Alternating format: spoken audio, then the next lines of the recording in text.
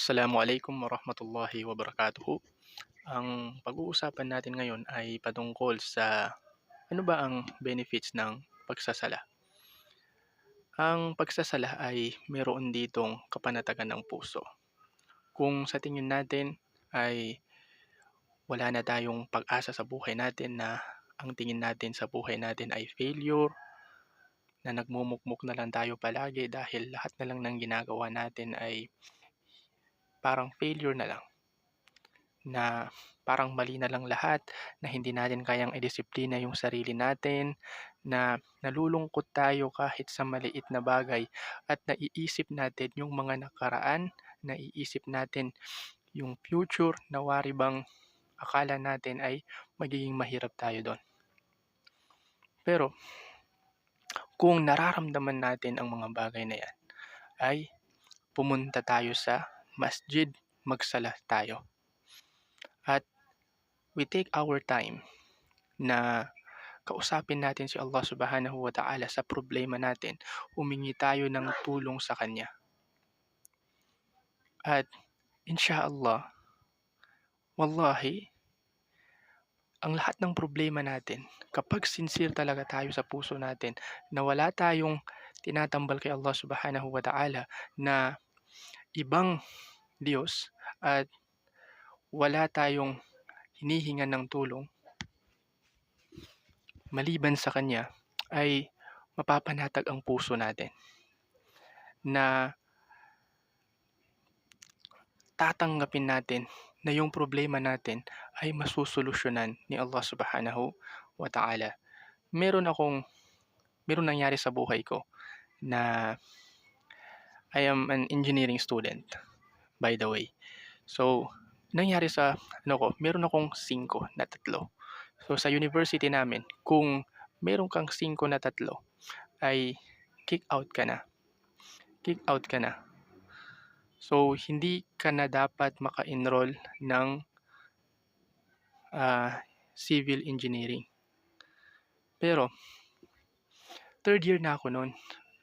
So, ang hirap-hirap na para aalis ka pa dun sa program na yun, hindi ba? Third year ka na, so back to zero ka kung aalis ka dun. So, nalungkot ako na sobra-sobra. Yun yung nangyari. And hindi ko yung tinawag sa parents ko, sinabi ko yun sa kanila na ganito, ganyan, hindi ako makaka-OJT kasi ganito. Nalungkot ako na sobra-sobra.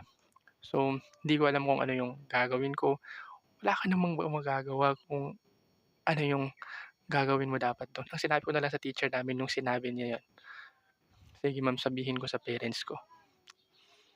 So, pagdating sa bahay, sinabi ko, then pati sila na problemahan. Tapos ako, hindi ko alam kung ano yung gagawin ko para kung ano yung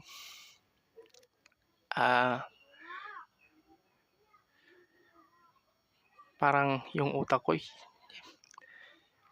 masyadong hindi ko na alam kung ano yung iniisip ko noon. At ang ginawa ko niyan ay every prayer, pumupunta talaga ako sa masjid. And umiiyak ako doon. Sinasabi ko yung problema ko kay Allah Subhanahu wa Ta'ala. Natulungan niya ako, ganyan. Then, nagtatahajjud din ako noon. Sobra-sobrang yung iyak ko. Yung, alam mo yung, yung sa down na down ka na sa buhay mo, hindi mo alam. Mariremember mo talaga si Allah. Mariremember mo siya na down ka na. Hindi mo na alam kung ano yung gagawin mo.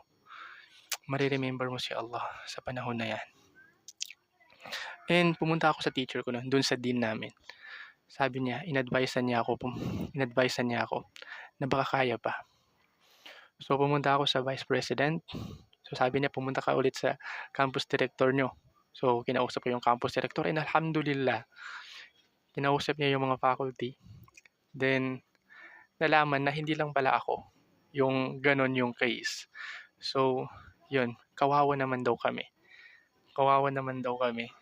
na third year na tapos maaalis pa dun sa civil engineering. So that time, sinabi nila na okay na daw. And pumanatag yung loob ko, yun yung dua ko. Yun yung dua ko. Umiiyak ako, siguro week nun umiiyak ako. Hindi ako nakaka-OJT and alhamdulillah, Allah Subhanahu wa Ta'ala gave solution to the problem I have. So, kung may problema man tayo, mayroong kapanatagan sa pagsasala.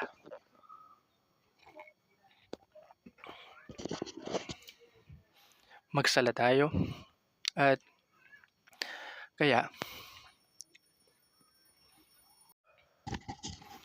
kaya magsala tayo sa yun yung benefits. Isa sa benefits ng pagsasala ay mapapanatag yung puso mo dahilan sa alam mong may kakampi ka. At yun ay si Allah Subhanahu wa Ta'ala na nagmamay-ari ng lahat ng nandito sa dunya at lahat ng wala dito. Siya yung nagmamay-ari noon. At bakit ka 'di ba hindi mapapanatag? Ay kung ang kakampi mo ay gano'n, mapapanatag ka talaga kung si Allah Subhanahu wa Ta'ala ang kakampi mo na lahat ng kalamidad na darating sa'yo, magiging patient ka dahilan sa alam mo na kung hihingi ka ng tulong sa Kanya ay tutulungan ka niya na para bang hindi ka na talaga malulungkot. So, i-remember natin si Allah Subhanahu wa Ta'ala o alalahanin natin siya sa panahon ng kaginawaan ng buhay. Ang mahirap kasi kapag naaalala lang ng tao si Allah Subhanahu wa Ta'ala sa panahon ng kagipitan, mahirap yung gano'n. Mahirap yung gano'n. Katulad nung nangyari sa akin, 'di ba? Maalala mo lang si Allah Subhanahu wa Ta'ala sa gano'ng panahon na maaalala mo lang siya kung hindi ba? Maaalala mo lang siya kapag nahihirapan ka na ng sobra-sobra na hindi mo na alam kung saan ka pupunta tapos mare-remember mo si Allah. Hindi lang dapat gano'n. I-remember natin si Allah Subhanahu wa Ta'ala, alalahanin natin siya sa panahon ng kaginhawaan. At kung gagawin natin yon ay aalalahanin tayo ni Allah Subhanahu wa Ta'ala sa panahon na naghihirap tayo. At hindi na natin yon i-ask. So, humingi tayo ng tulong. Alalahanin natin si Allah ng sobra-sobra. So, paano natin aalalahanin si Allah? Maaalala natin si Allah sa pamamagitan ng pagsasala. At isa pa sa benefits ng pagsasala ay ang maaalis nito ang lahat ng mga gawaing masama sa iyo at mga gawaing hindi ka aya-aya kay Allah Subhanahu wa Ta'ala. At ang sinasabi nating pagsasala dito o ang sinasabi nating pagsasala ay yung sincere na ginagawa mo yon para kay Allah Subhanahu wa Ta'ala para makuha mo yung pagmamahal niya. At kung makukuha mo yung pagmamahal ni Allah Subhanahu wa Ta'ala, lahat ng mahal ni Allah ay mamahalin ka. Pero kung makukuha mo yung galit ni Allah, lahat ng mahal ni Allah ay galit sa iyo. Kaya kung darating man yung oras na daupang palad natin na makakapili tayo kung sino yung kukunin o sino yung ipi-please natin. I-please natin si Allah. Huwag nating i-please yung mga tao. Kasi kung i-please natin si Allah, ay siya yung maglalagay ng